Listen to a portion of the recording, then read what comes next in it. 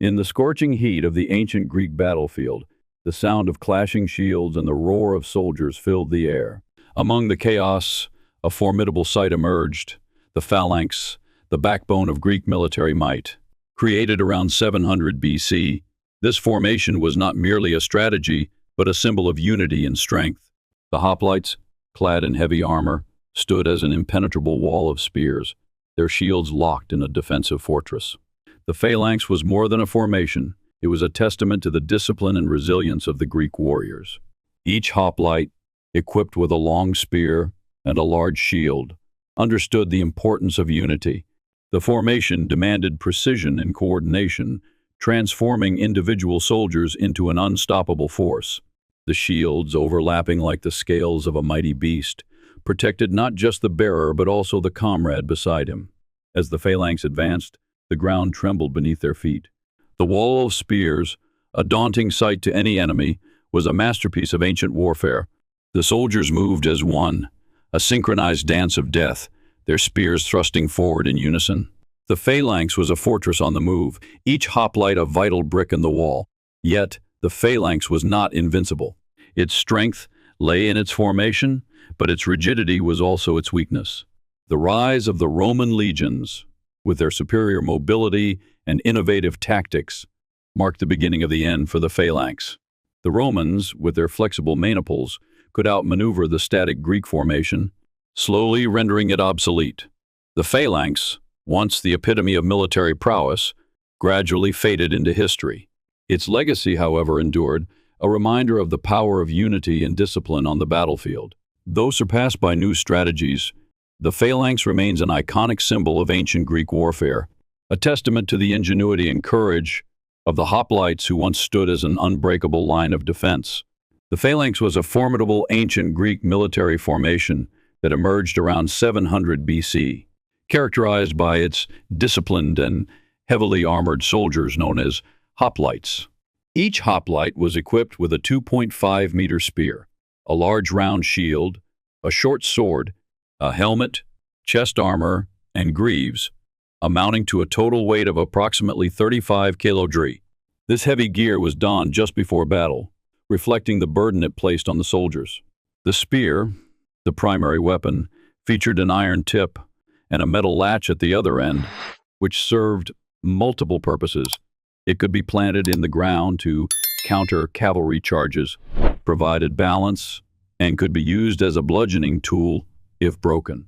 The shield, held by each hoplite, was crucial for protecting not only the bearer but also the adjacent soldier on the right, emphasizing the importance of formation unity.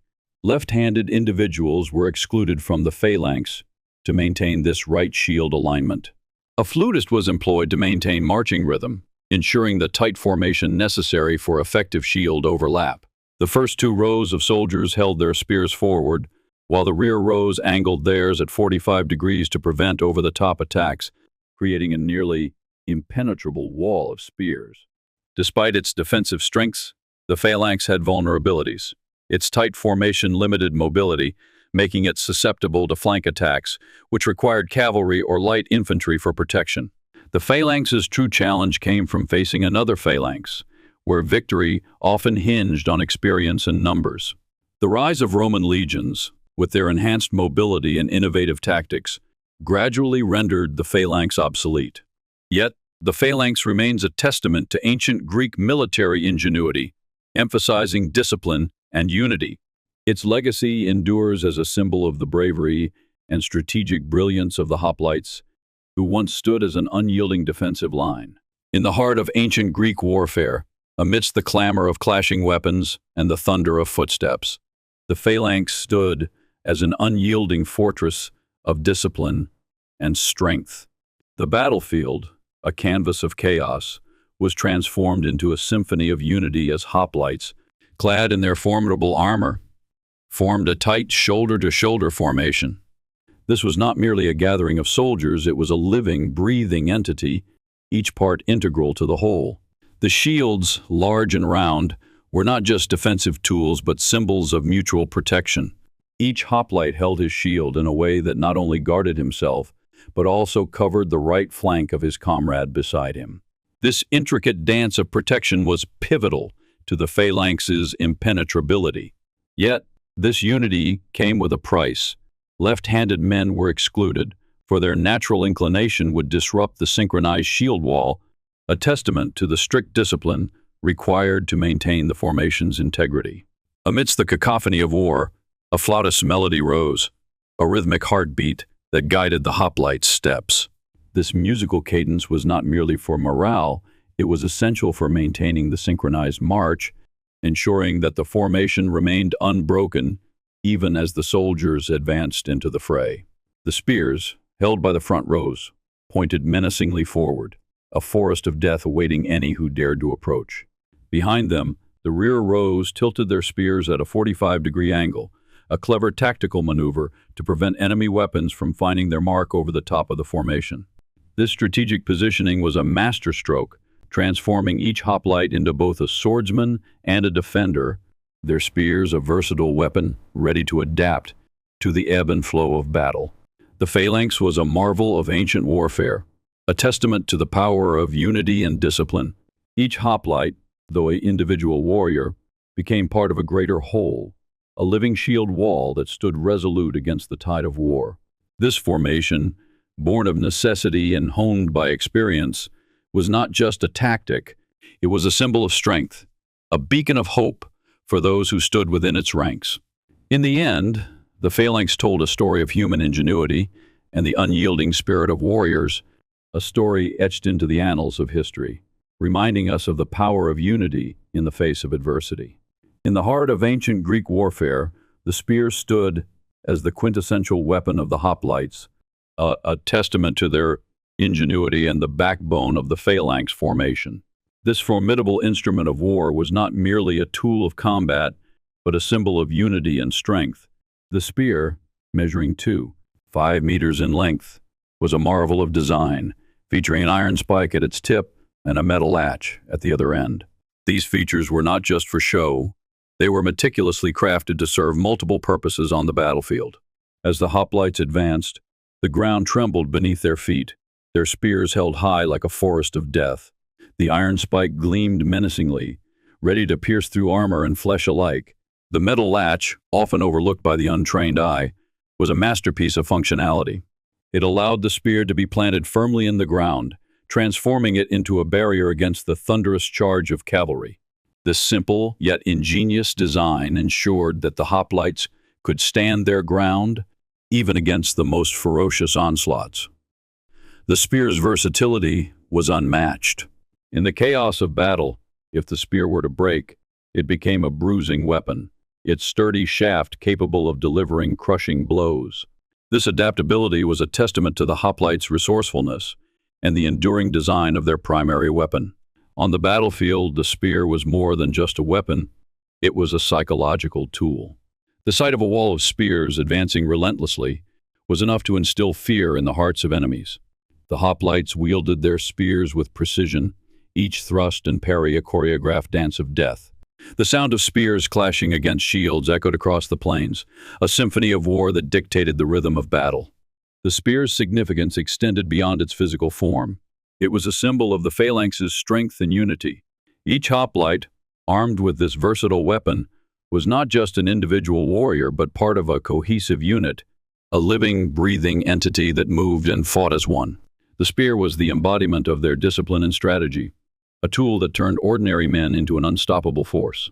In the annals of history, the spear remains a testament to the ingenuity and resilience of the hoplites. It was not just a weapon but a key component of the phalanx's success, a symbol of their unyielding spirit and their ability to adapt and overcome. On the battlefield, the spear was more than metal and wood. It was the heart of the phalanx, pulsating with the rhythm of war and the courage of its warriors. The phalanx, a cornerstone of ancient Greek military strategy, was renowned for its formidable defensive capabilities. At its core was a tightly packed formation of hoplites, each equipped with a large shield and an extended spear, designed to create an impenetrable barrier. The shields, overlapped to protect both the individual soldier and their neighbor, formed a unified wall that repelled enemy advances. This overlapping shield wall significantly enhanced the phalanx's defensive resilience, making frontal assaults exceedingly difficult.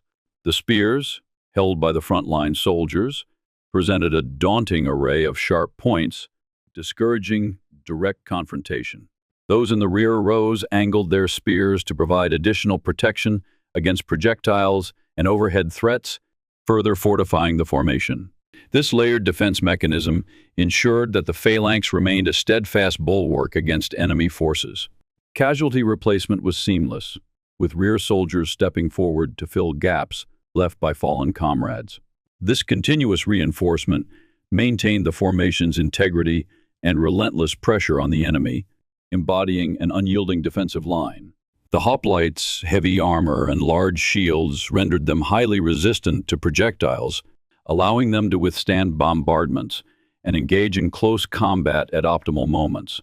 However, the phalanx's rigidity and limited mobility exposed its flanks, necessitating support from cavalry or lighter infantry to mitigate these vulnerabilities. When two phalanxes clashed, the outcome hinged on the soldiers' skill, experience, and formation depth, highlighting the importance of these factors in such engagements.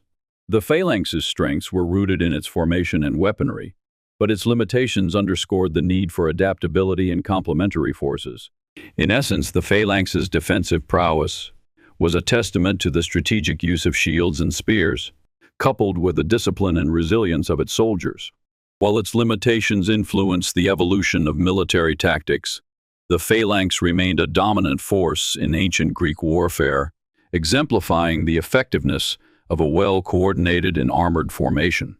In the heat of battle, the phalanx was a living, breathing entity. Its strength derived not just from its weapons and armor, but from the seamless coordination of its soldiers.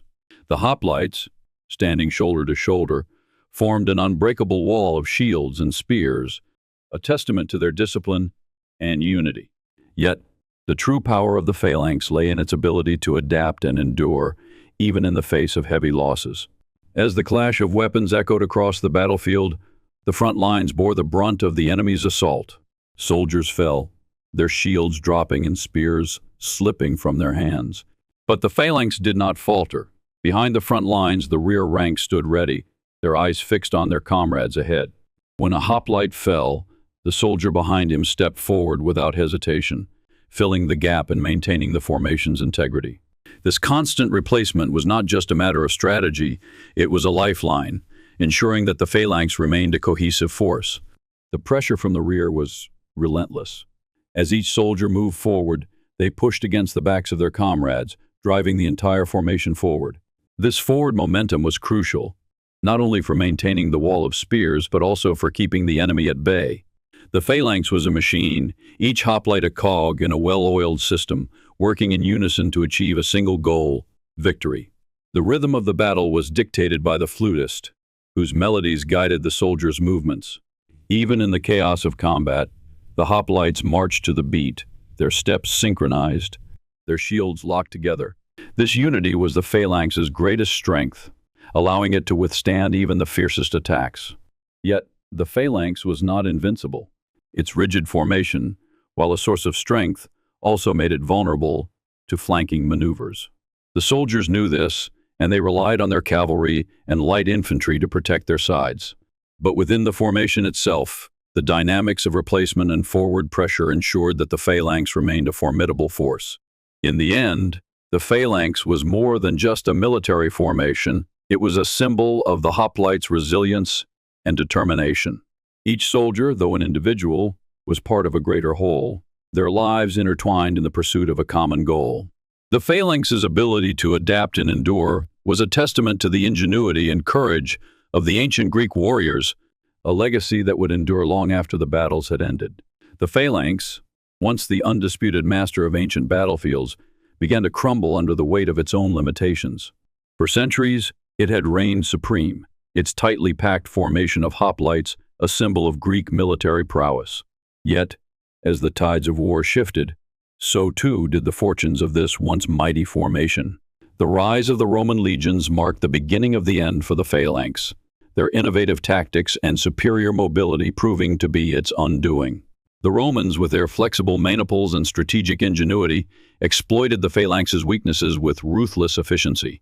The rigid structure that had once been its greatest strength now became its Achilles heel. The phalanx, unable to adapt to the fluidity of Roman tactics, found itself outmaneuvered and outflanked. The hoplites, trained to fight in a tight, unyielding formation, were ill-prepared for the Romans' ability to strike from unexpected angles and regroup with astonishing speed. As the battles raged on, the phalanx's vulnerabilities became increasingly apparent. Its lack of mobility left it exposed to attacks from the sides and rear, while its reliance on a static formation made it a predictable target. The Romans, with their disciplined legions and versatile strategies, capitalized on these weaknesses, turning the tide of war in their favor. The phalanx, once a symbol of invincibility, was now a relic of a bygone era, its reign brought to an end by the relentless march of progress. Yet, even in its decline, the phalanx left an indelible mark on the annals of military history. It was a testament to the ingenuity and courage of the ancient Greek warriors, a reminder of the power of unity and discipline on the battlefield. The hoplites, with their shields and spears, had stood as an unbreakable line of defense, their legacy enduring long after the last phalanx had fallen. In the end, the phalanx's decline was not a failure but a transformation. It paved the way for new strategies and innovations, shaping the course of military history for centuries to come. The Romans, with their legions, may have rendered the phalanx obsolete, but they could not erase its impact. The phalanx remains a symbol of the resilience and determination of the ancient Greek warriors, a reminder that even the mightiest formations must eventually yield to the relentless march of time.